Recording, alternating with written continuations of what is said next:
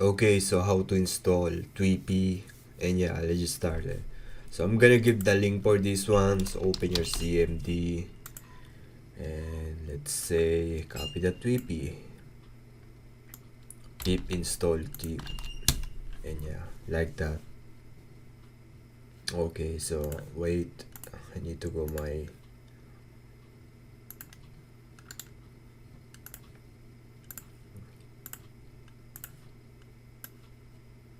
okay, I'm gonna paste it on here.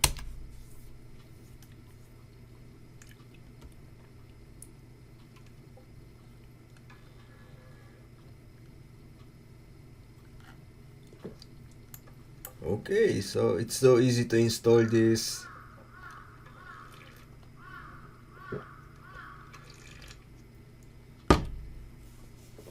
And yeah, so I'm gonna give you the link how you gonna install this one.